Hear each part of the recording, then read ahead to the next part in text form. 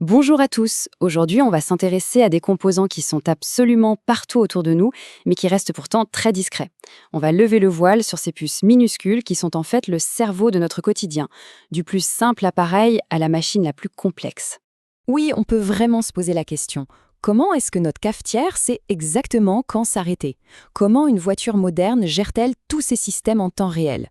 Ou même, comment un jouet peut-il être aussi interactif? Le secret, il est bien caché, mais il est au cœur de tous ces objets.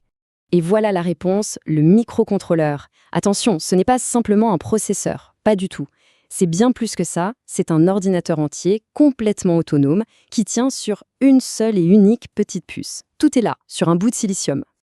Alors, pour bien saisir ce qui rend le microcontrôleur si spécial, rien de tel qu'une petite confrontation. On va le mettre face à son cousin bien plus connu, la star des ordinateurs, le microprocesseur. C'est le grand duel. D'un côté, on a donc le microprocesseur. C'est le cerveau de nos PC, une bête de calcul super puissant et polyvalent. De l'autre, le microcontrôleur. Lui, c'est le spécialiste. Il n'est pas là pour tout faire, mais pour accomplir une seule tâche et la faire parfaitement.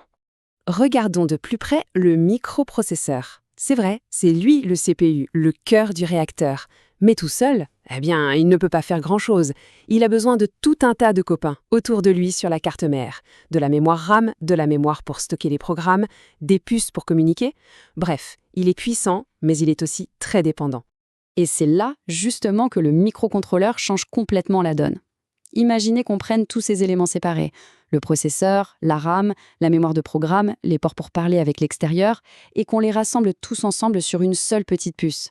C'est exactement ça, un microcontrôleur. Un vrai système tout en un. Ce tableau, il résume parfaitement la différence. Le microprocesseur, c'est la puissance de calcul brute pour des applications générales, comme sur un ordinateur. Le microcontrôleur, lui, il est optimisé pour le contrôle.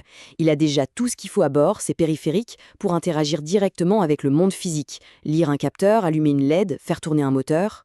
Donc, si on devait donner une définition un peu plus formelle, ce serait ça. Un circuit intégré qui embarque tout le nécessaire pour fonctionner comme un petit système autonome. Il est prêt à l'emploi pour exécuter un programme très précis, pour une mission unique.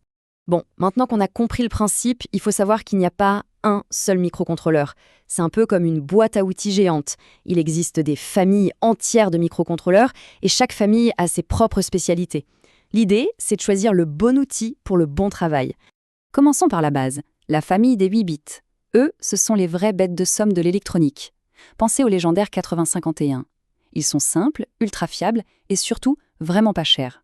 C'est pour ça qu'on les retrouve absolument partout. Dans les micro-ondes, les thermostats, les jouets. Pour les tâches simples, ce sont les rois. Ensuite, on monte d'un cran avec la famille des 16 bits. Eux, ce sont les équilibristes. Ils offrent un bien meilleur compromis entre performance et consommation d'énergie. Ils sont plus costauds que les 8 bits, mais ils savent aussi être très économes. C'est pour ça qu'ils sont parfaits pour les objets connectés qui fonctionnent sur batterie, par exemple. Et enfin, on arrive au poids lourd, la famille des 32 bits, avec en tête de file l'architecture ARM Cortex-M. Là, on parle de la puissance nécessaire pour les systèmes vraiment complexes. L'automobile, la robotique, le médical. Mais le plus fou, c'est que leur prix a tellement chuté qu'aujourd'hui, on les trouve même dans des produits plus simples. Pourquoi? Parce qu'on veut de plus en plus d'intelligence partout. Alors, face à tout ce choix, comment on fait pour s'y retrouver? Comment un ingénieur ou même un amateur passionné choisit la puce idéale pour son projet? Eh bien, ce n'est pas qu'une histoire de puissance. C'est un vrai jeu d'équilibriste et tout part de 5 questions essentielles. Déjà, la performance. De quelle vitesse de calcul? De quelle mémoire on a besoin? Juste après, la consommation d'énergie. Est-ce que l'appareil sera branché au mur ou est-ce qu'il doit tenir des mois sur une petite pile? Ensuite, bien sûr, le coût. Pas seulement le prix de la puce, mais aussi celui des outils pour la programmer. L'environnement est crucial aussi. Une puce dans une voiture doit résister à des vibrations et des températures extrêmes, pas un gadget de bureau. Et enfin, un point qu'on oublie souvent, l'écosystème.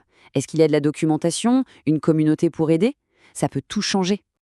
Ok, pour finir, revenons à l'idée centrale, au secret qui explique pourquoi le microcontrôleur a autant de succès et est devenu absolument incontournable.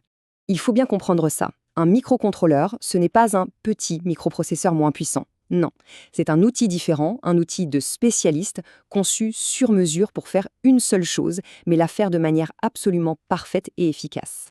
Du coup, La prochaine fois qu'un objet du quotidien exécute une action intelligente, que ce soit le thermostat qui se règle tout seul ou une voiture qui freine d'urgence, il faudra penser à eux. Ce sont ces petits cerveaux, ces héros méconnus, qui rendent discrètement notre monde plus malin et plus performant. Ils sont déjà partout et leur intégration dans nos vies ne fait que commencer. Alors la vraie question c'est, jusqu'où vont-ils nous emmener ? Quelle sera la prochaine grande révolution rendue possible par ces incroyables petits cerveaux spécialisés ? L'avenir nous le dira.